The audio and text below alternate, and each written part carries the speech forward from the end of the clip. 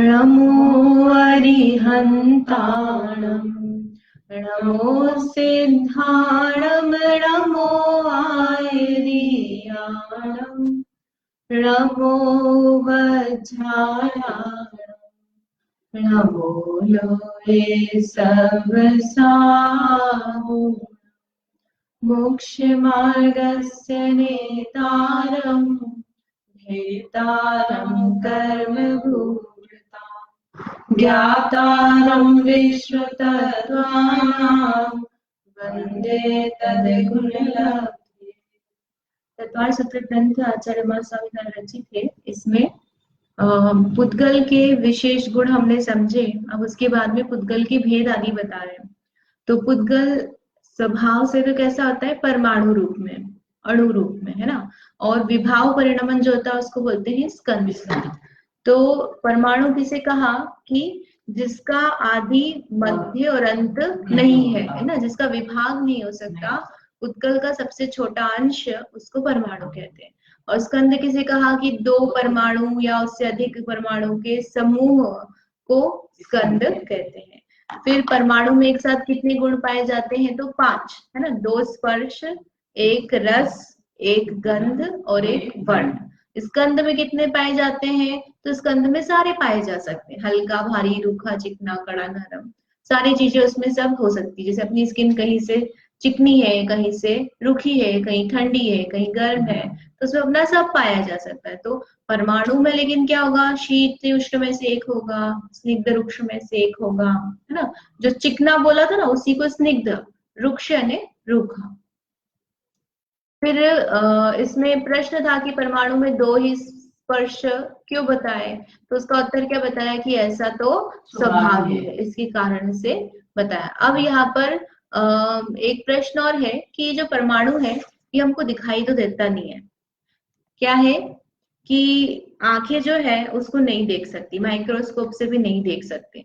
तो हम कैसे मान लें कि परमाणु होता है, समझ में आया?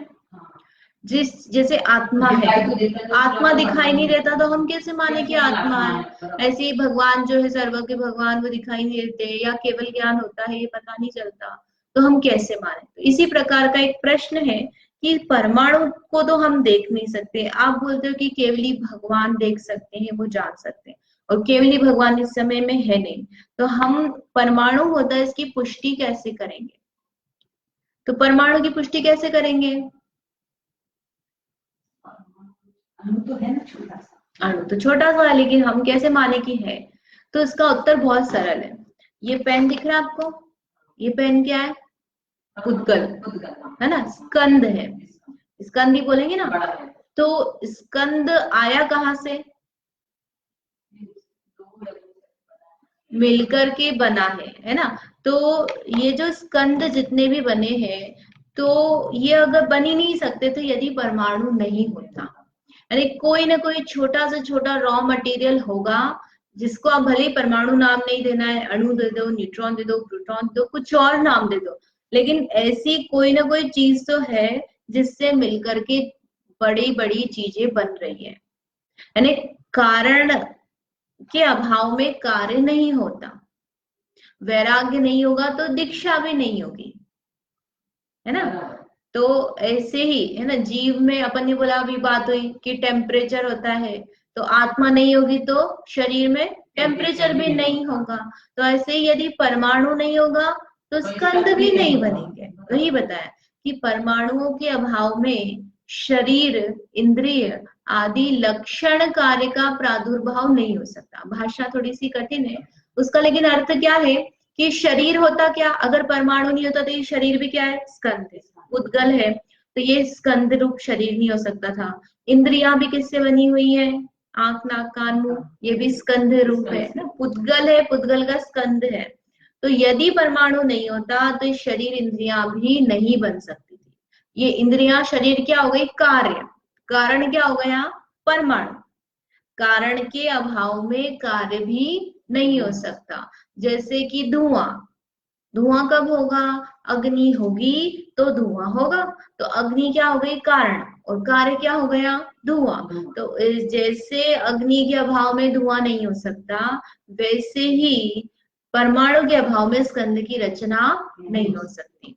अतः शरीर आदि स्कंद रूप कार्यों से परमाणु का अस्तित्व सिद्ध है। मतलब हम उसको भले ही डायरेक्टली नहीं देख सकते, लेकिन उसकी चीजें तो मिल रही है ना। इसका मतलब क्या है कि वो चीजें एग्जिस्ट करती है। जैसे चीनी मिट्टी के बर्तन है, अब चीनी मिट्टी के बर्तन है तो वो बर्तन किससे बने? मिट्टी होगी तो बनेंगे ना। अब हमने देखी क्या आज तक? अपन ने नहीं देखी ना। जहां अपन बोलते चीन में होती है चीनी मिट्टी, ऐसा अपन बोलते हैं, लेकिन वो जो मिट्टी है उस वो हम बोले कि होती नहीं है ऐसी, ऐसी मिट्टी।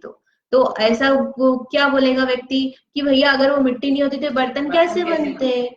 ऐसी ही बात यहाँ पर है कि भले ही हमको वह परमाणु आंखों से नहीं दिखाई देता, लेकिन उसका अस्तित्व चीजों से जाना जाता है, उसके कार्यों से जाना जाता है।